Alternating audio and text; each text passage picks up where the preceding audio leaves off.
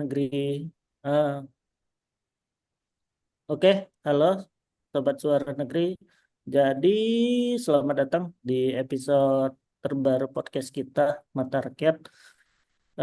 Tempat di mana suara kecil dari sudut-sudut negeri kita coba dengar lebih dekat. Halo, halo Mas Agung. Hari ini kita ketemu lagi ya. Saya nih Afrianza Kurniawan atau panggil Mas Afri atau Rian juga bisa. Saya dari BP2JK Kepri ada di Batam. Nah, untuk juga ini rekan saya ada Mas Agung. Mas Agung ini dari BWS Sumatera 3. Yang di mana Mas Yus? BWS Sumatera 3? Pekanbaru. Pekanbaru. Oh, oke, Pekanbaru ya. Oke.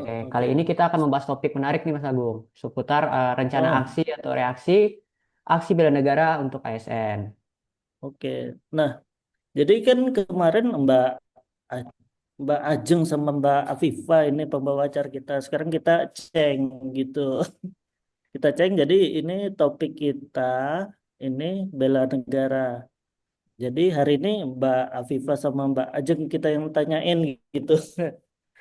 Benar kan Mas Afri? Oke, benar. Nanti kita tanyain Mbak Ajeng sama teman-teman lain ya, sama Mbak apa Viva ya, kita tanyain juga. Nah, untuk materinya pada hari ini tuh ada bela negara. Nah, untuk bela negara ini kita di 5 poin atau 5 nilai lah ya. Yang pertama itu cinta tanah air, sadar berbangsa dan bernegara, setia pada Pancasila sebagai ideologi negara, rela berkorban untuk bangsa dan negara, serta yang paling terakhir kemampuan awal bela negara. Nah, jadi ya pada hari ini nih kita pengen sharing nih pendapat teman-teman tentang bela negara itu. Kita mulai dari cinta cinta tanah air tadi apa yang pertama ya.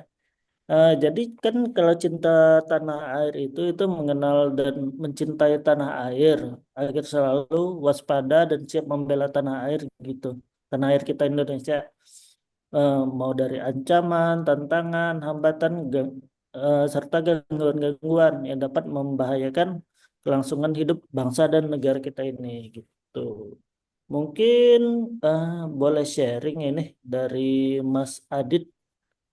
Mas Adit, halo Mas Adit dari Aceh. Mungkin perkenalan Mas, dulu ya Mas. Perkenalan dulu. Jadi cinta tanah air menurut Mas Adit itu gimana gitu bela negara ini. Oke, silakan Mas Adit. baik, terima kasih waktunya Mas Agung. Sebelumnya kenalin, saya Aditya, saya dari BPJN Aceh.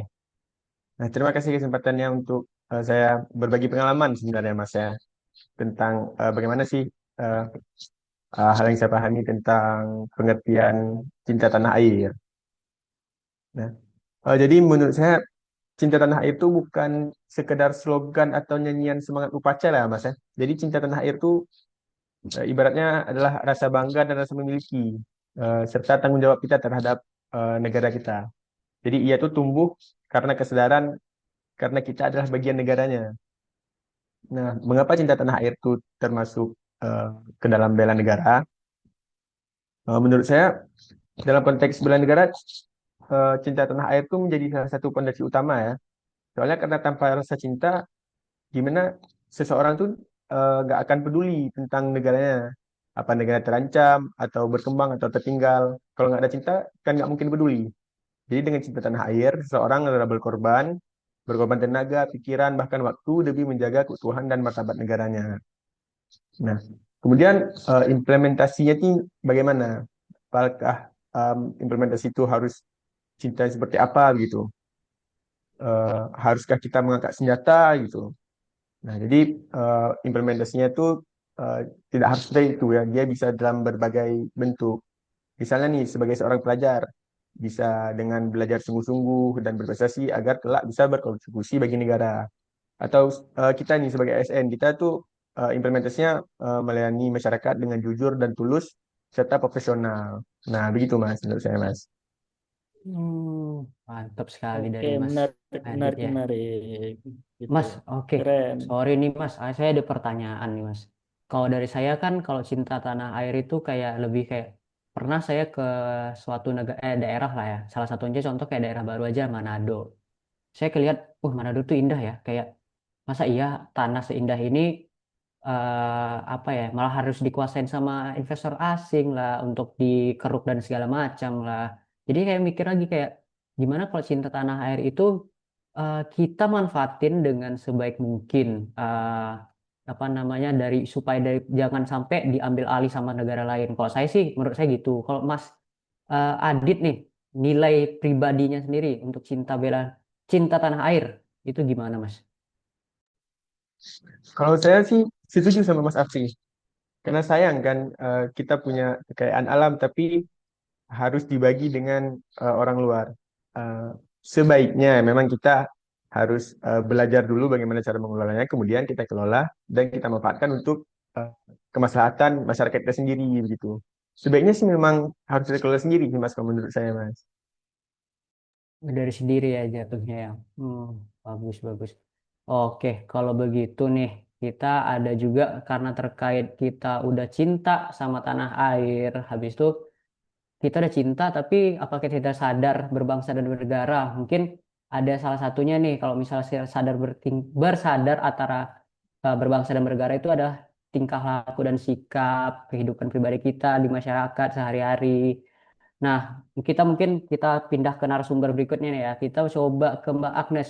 Adakah pengalaman atau pandangannya di sini? Gimana, Mbak? Sebelumnya perkenalkan diri dulu kali ya. Kenalkan nama Sorry, saya sorry, Mbak. Benar. nama saya Agnes Devina dari BPBPK Kepri Tanjung Pinang. Oke, untuk sadar berbangsa dan bernegara ini kan sendiri artinya itu sadar sebagai warga negara Indonesia itu dalam bentuk tingkah laku, sikap, dan kehidupan pribadi agar dapat bermasyarakat sesuai dengan kepribadian bangsa. Eh, Sebenarnya berbangsa dan bernegara ini sudah kita lakukan semenjak kita sekolah dasar ya, sekolah formal, SD, SMP, SMA, kayak mulai dari upacara bendera, seperti itu gitu. Tapi mungkin untuk kita sebagai ASNPU nanti, PNSPU nanti, bahkan sekarang CPNS nih, pas banget kan, kita ini sekarang Agustus, masuk ke bulan Agustus. Bentar lagi kita melaksanakan upacara kemerdekaan. Nah, salah satunya mungkin sebagai CPNS PU kita dapat mengikuti apa namanya upacara kemerdekaan di kantor, apa mungkin nanti ada di lapangan kantor gubernur di provinsi masing-masing atau di mana. Seperti yang tadi saya dengar katanya ada yang menjadi menjadi apa namanya menjadi anggota untuk ini ya apa namanya upacara ya siapa tuh Mas Afri ya. Oh iya, Mbak, saya jadi Iya, pembawa upacara, pembawa Pancasila, Mbak. iya tuh seperti itu contohnya. Eh Kalau secara spesifik sebagai insan PU gitu kan, kita ini bisa melihat contohnya itu ke proyek infrastruktur strategis yang sedang di apa namanya yang sedang ongoing gitu proyeknya kan kita kan pasti kan nanti bakal terjun ke lapangan kan. Jadi ada kebanggaan sendiri sebagai salah satu rakyat bangsa Indonesia nih. Wah, keren ya bisa jadi bagian dari pembangunan infrastruktur itu gitu. Kalau dari saya sih itu, Mas Afri dan Mas Agung. Gitu. Mantap, mantap. Jadi tadi sadar berbangsa dan bernegara gitu ya, Mbak Agnes ya. Oke, mungkin kita lanjut ke topik selanjutnya itu Pancasila sebagai ideologi negara. Nah, ini Pancasila. Pancasila ada 5 gitu ya. Ya, jadi Pancasila sebagai pedoman dan pandangan hidup bangsa kita nih, bangsa Indonesia dalam kehidupan bermasyarakat gitu, berbangsa dan bernegara. Jadi ini ada untuk tujuan nasionalnya gitu. Eh, Mungkin kita boleh tanya-tanya nih sama Mas Andri gitu. Mas Andri, halo Mas Andri. Ya, halo Mas. Dapat kenal Sebelumnya dulu gitu. perkenalkan diri saya, nama saya Ahmad Andri dari BP2JK Sumatera Barat. Oke Mas, Jadi mungkin boleh menurut sharing. menurut saya kesetiaan kepada Pancasila bukan hanya berarti menghafal 5 silanya, tapi menjadikan nilai-nilainya sebagai kompas moral dan etika kerja dalam setiap aktivitas sebagai ASN di lingkungan Kementerian PU. Sebagai calon pegawai negeri sipil, saya menyadari bahwa Pancasila adalah landasan utama dalam berpikir, bersikap, dan bertindak sebagai pelayan publik. Setia pada Pancasila berarti memegang teguh nilai-nilainya dalam keseharian kerja. Meski saya masih berada di tahap awal perjalanan karir, saya percaya bahwa membangun Indonesia bukan hanya soal infrastruktur fisik, tapi juga tentang membangun nilai-nilai keadilan, kemanusiaan, dan persatuan dalam setiap program dan layanan yang kita kerjakan. Dalam menjalankan aksi bela negara, setia kepada Pancasila sebagai ideologi negara, ada beberapa indikator sikap dan perilaku yang dipedomani. Salah satunya menjalankan kewajiban agama dan kepercayaan secara baik dan benar. Aksi nyata yang dapat kita lakukan itu dengan mengikuti kegiatan keagamaan di kantor tanpa memaksakan keyakinan kepada orang lain. Kita bersikap toleran terhadap rekan kerja lintas agama. Poin selanjutnya itu saling bantu dan tolong menolong antar sesama sesuai nilai luhur Pancasila untuk mencapai kesejahteraan. Aksi nyata yang dapat kita lakukan itu dengan membantu rekan kerja yang baru atau senior yang membutuhkan dukungan teknis tanpa pamrih, serta berinisiatif menjadi volunteer dalam kegiatan sosial kantor. Kira-kira begitu, Mas. Gitu ya Mas Andri ya. Nah, berarti kalau kayak saya kemarin jadi ini ya, jadi pembawa Pancasila di pada apa upacara tuh masih kurang lah Mas ya. Nah, saya mau nanya dulu nih Mas, mungkin yang saya pernah tahu sendiri ya, kalau di Sumbar itu kan ya saya nggak tahu ini kayak capnya atau labelingnya dari masyarakat Indonesia, tapi Sumatera Barat ini terkenal sama yang kuat tentang terkait Islamnya, Mas. Nah, itu di sana, sorry, tapi sebelumnya Mas Andri ini asli Sumatera Barat atau dari mana? Saya kebetulan asli Sumatera Barat, Mas. Nah, pas banget nih. Jadi warlock lah bisa tahu. Itu gimana sih, Mas? Kalau saya cuma nanya di satu sila aja ya. Itu ketua, maksudnya toleransi agama di Sumatera Barat sendiri gimana, Mas, di sana? Menurut saya, pandangan saya ya, di Sumatera Barat yang kental dengan adat Minangkabau itu berlandaskan Hmm. adat bersandi syarak-syarak bersandi kitabullah. Jadi Nah, adat mantap itu apa itu? bersandi kepada kitab agama Islam. Hmm. Berarti di sana memang banyak anak ini ya beragama Islam, tapi secara toleransi masih oke lah Mas ya di sana ya. Ya, kebetulan Sumatera Barat mayoritas agamanya Islam, cuman toleransi antar agamanya nggak masih kuat.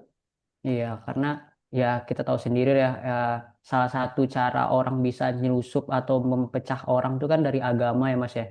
Kayak Iya, di isu-isu agama langsung jadi besar. Kalau nanti setidaknya kita tahu lah. Jadi orang cuma tahu label dari luarnya, ternyata di Sumbar sendiri solid lah untuk soal beragama.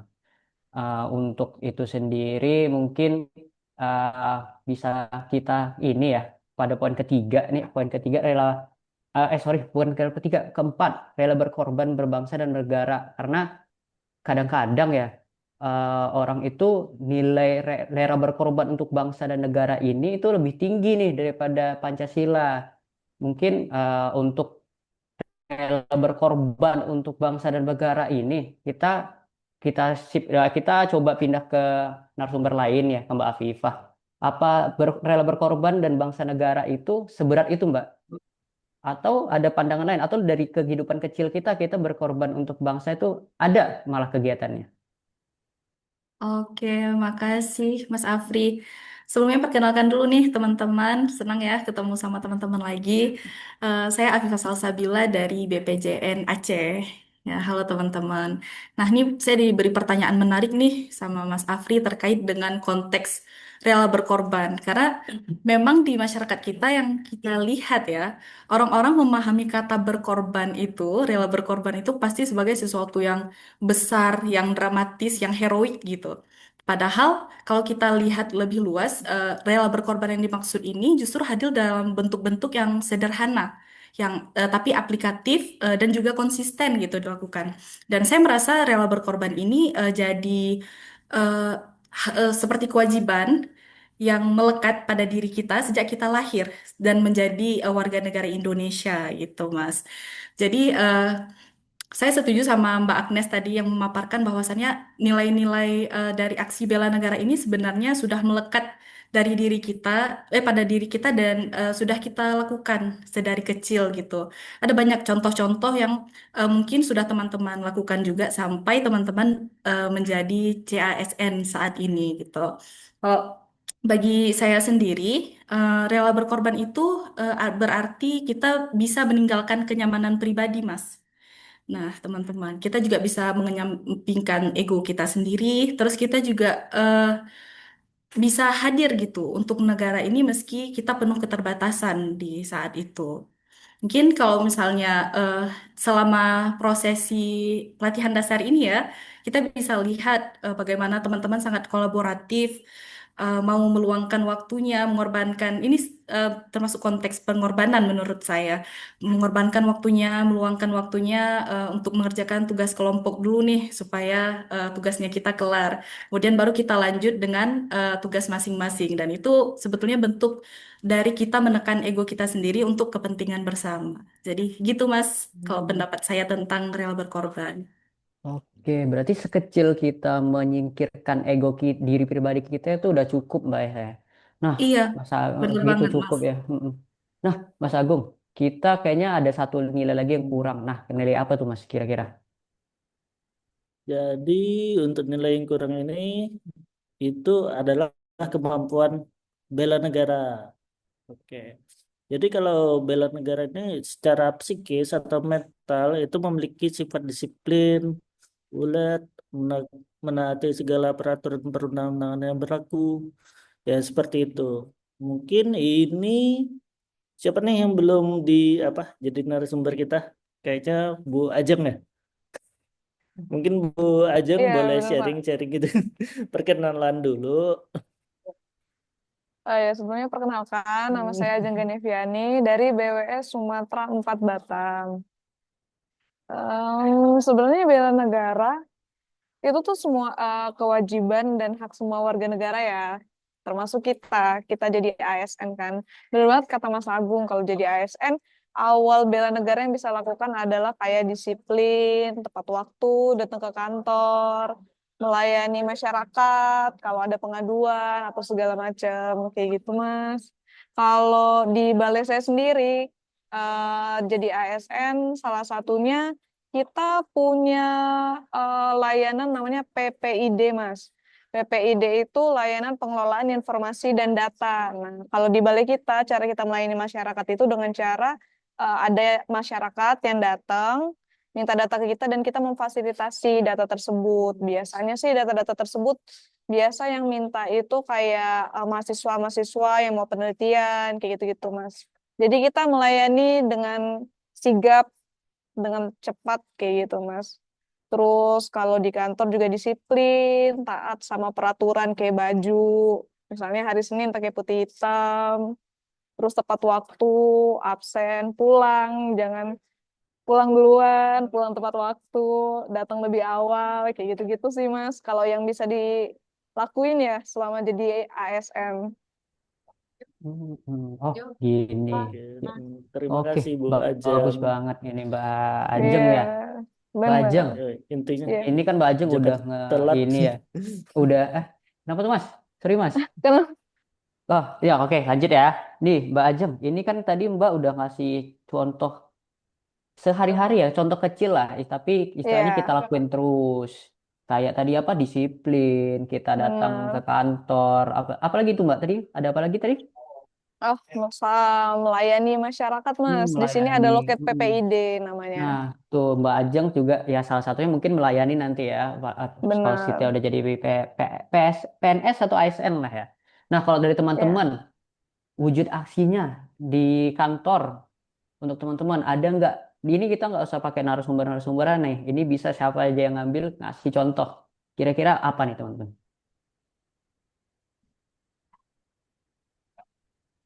Kalau dari aku tadi sama juga nih. Kalau dari aku yang dari nilai-nilai ini, contoh aku dulu tuh pernah gini, bela negara ya bela negara tuh kan dikaitin sama Semapta. Dulu waktu masuk di BUMN kita ada namanya pendidikan bela negara. Nah itu bener-bener dididik disiplin dan segala macam, bener-bener dididik sama tentara. Bahkan terakhirnya saya ikutan nembak pakai senjata asli. Itu kayak Hmm. orang-orang yang nggak kuat, mentalnya lemah memang bakal nangis di situ, bakal drop di situ. Tapi kita di situ kan memang untuk asah mentalnya ya. Nah, itu salah satu yang pernah saya lakuin nih untuk teman-teman. Ada nggak kira-kira?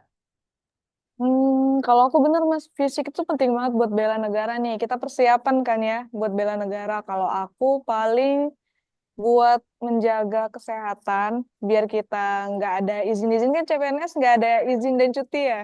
Iya, nggak ada kita, Mbak. Iya, Kecuali jadi cuti ini ya sakit nggak masalah bener. sih. Apalagi kegiatan CPNS padat, latsar dan lain-lain. Paling dengan cara menjaga mental, fisik, minum suplemen dan lain-lain sih Mas. Istirahat yang cukup biar bisa kerja lebih aktif dan efektif.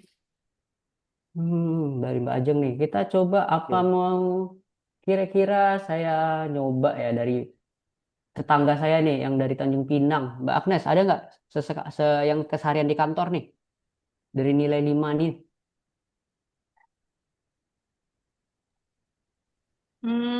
Cinta tanah air boleh. Boleh, boleh banget. Sebenarnya agak general ya. Ini kita semua ngelakuin pasti yang PU. Contohnya itu setiap tanggal 2 apa tanggal 1 ya, awal Selasa pertama setiap bulan kita harus memakai baju adat daerah. Nah, itu salah satu bentuk cinta tanah air yang kita lakukan di kantor. Boleh kan ya kayak gitu Hmm, ya? boleh dong, boleh dong. Namanya juga kita nggak bisa semuanya kan nggak harus ini ya, nggak Mm, semua harus besar-besar kayak rela berkorban. Saya kuat kalau misalnya nanti Indonesia perang, saya di depan. Kan nggak harus kayak gitu ya. Padahal kan Oke. ya lebih bagus sebelum perang kita udah ada tindakan untuk rela berkorban lah istilahnya atau cinta tanah air lain-lainnya. Mungkin kayak sekedar beli-beli barang di Indonesia ya, supaya nanti produk-produk Indonesia naik dan ya siapa tahu bisa juga membuka lapangan pekerjaan karena produknya jadi ini ya booming ya gitu istilahnya. Nah, Mas Agung, mungkin dari Mas Agung ada Oke. pertanyaan terakhir kah? Nah, jadi dari teman-teman nih mau nanya nih, kira-kira ada nggak dari diskusi kita ini ada keterkaitannya nggak nih sama Kementerian PU kita? Ya, ini sih agar Kementerian PU kita ini lebih baik, lebih kuat gitu, lebih better and stronger lah gitu istilahnya. Mungkin dari teman-teman ada yang mau ngejawab gitu?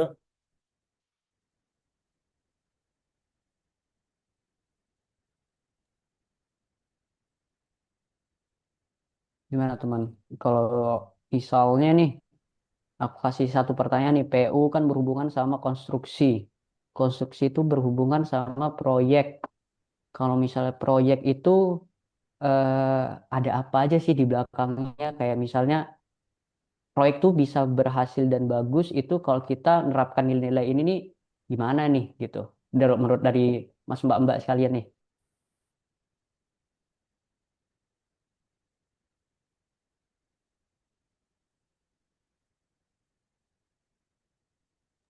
Gimana?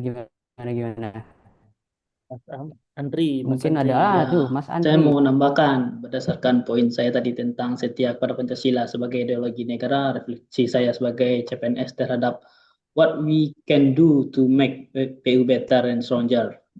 Sebagai generasi muda di Kementerian PU, saya melihat Pancasila bukan sebagai jargon, tapi sebagai panduan hidup profesional. Dalam setiap tugas, saya ingin menjadi bagian dari ASN yang tidak hanya membangun jembatan dan jalan, tapi juga menjembatani keadilan dan persatuan bagi seluruh rakyat Indonesia. Inilah kontribusi bela negara yang paling relevan saat ini, membangun Indonesia dengan hati, kepala, dan semangat gotong royong. Dengan kesetiaan kepada Pancasila, saya percaya Kementerian PU akan menjadi lebih baik dan lebih kuat. Sekian dari saya. Oke, terima Berarti kasih gotong Mas Mas, royong Andri. lah istilahnya mantap. bersama ya. Ya. Ya, gimana, Mbak Oke, Ajeng? kita Cukup mungkin ya? udah oke nih, semuanya udah cukup. Mas Oh, Agung, gimana kita nih Mas? oke, jadi udah menarik kali sih apa share kita hari ini. Jadi bisa kita simpulkan itu bela negara itu penting banget itu seperti itu. Jadi ada cinta tanah air, sadar berbangsa dan bernegara, setia pada Pancasila itu sebagai ideologi negara. Terus rela berkorban untuk bangsa dan negara itu, lalu kemudian awal bela negara gitu. Jadi ini podcast kita ini kita cukupin dulu sampai saat ini. Jadi sampai di sini dulu perjumpaan kita. Ya mungkin nanti lain waktu nanti ada podcast-podcast lainnya seperti itu. Jadi tetap semangat dan sampai ketemu di lain kesempatan. Oke, terima kasih semuanya. Oke, Terima kasih. thank you Mas Terima Agung, kasih. thank you. Thank you,